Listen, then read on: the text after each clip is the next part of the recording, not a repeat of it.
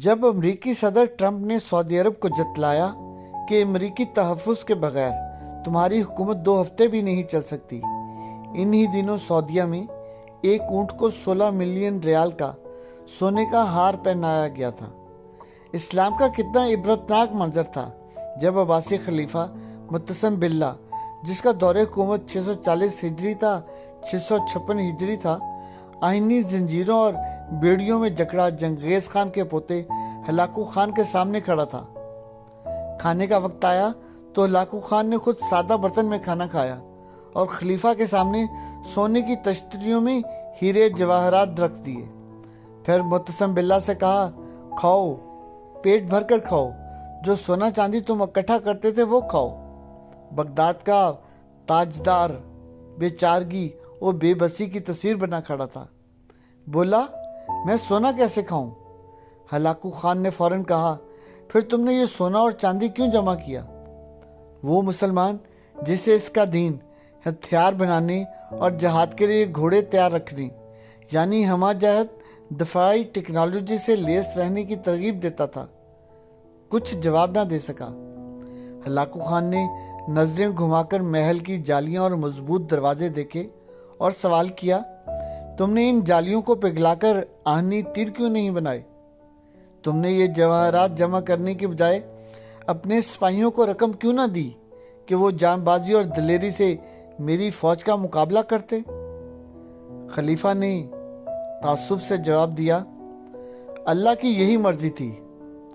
Hulagu Khan نے کڑکدار لہجے میں کہا، پھر جو تمہارے ساتھ ہونے والا ہے وہ بھی خدا ہی کی مرضی ہوگی۔ ہلاکو خان نے متسم باللہ کو مخصوص لبادے میں لپیٹ کر گھوڑوں کی ٹاپوں تلے رونڈ ڈالا اور چشم فلک نے دیکھا کہ اس نے بغداد کو قبرستان بنا ڈالا۔ ہلاکو خان نے کہا، میں نے بغداد کو صفحہ ہستی سے مٹا ڈالا ہے اور اب دنیا کی کوئی طاقت اسے پہلے والا بغداد نہیں بنا سکتی۔ اور ایسا ہی ہوا۔ تاریخ تو فتوحات گنتی ہے، محل، لباس، ہیرے، جواہرات اور انواع و اقسام کے لذیذ کھانے نہیں۔ ہمارے نبی مصطفیٰ صلی اللہ علیہ وآلہ وسلم کے گھر کھانے کو کچھ نہیں ہوتا تھا مگر دیواروں پر تلواریں ضرور لٹکی ہوتی تھیں۔ ذرا تصور کیجئے، جب یورپ کے چپے چپے پر تجربہ گاہیں اور تحقیقاتی مرکز قائم ہو رہے تھے، تب یہاں ایک بادشاہ دولت کا سہارا لے کر اپنی محبوبہ کی یاد میں تاج محل تعمیر کروا رہا تھا، اور اسی دوران برطانیہ کا بادشاہ اپنی ملکہ کے دوران ڈیلیوری فوت ہو جانے پر ریسرچ کے لیے کنگ ایڈورڈ میڈیکل سکول کی بنیاد رکھ رہا تھا۔ جب مغرب میں علوم و فنون کے بم پھٹ رہے تھے، تب یہاں تان سین جیسے گویے نت نئے راگ ایجاد کر رہے تھے، اور نوخیز خوبصورت اور پرکشش رقاصائیں شاہی درباروں کی زینت اور شان بنی ہوئی تھیں۔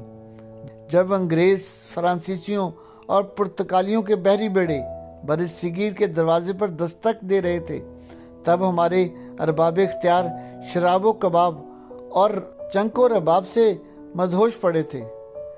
تاریخ کو اس بات سے کوئی غرض نہیں ہوتی کہ حکمران کی تجوریاں بھری ہیں یا خالی ہیں، شہنشاہوں کے تاج میں ہیرے جڑے ہیں یا نہیں، درباروں میں خوش آمدیوں، مراسیوں، طبلہ نوازوں، طوائفوں، وظائف خور شاعروں اور جی حضوروں کا جھرمٹ ہے یا نہیں۔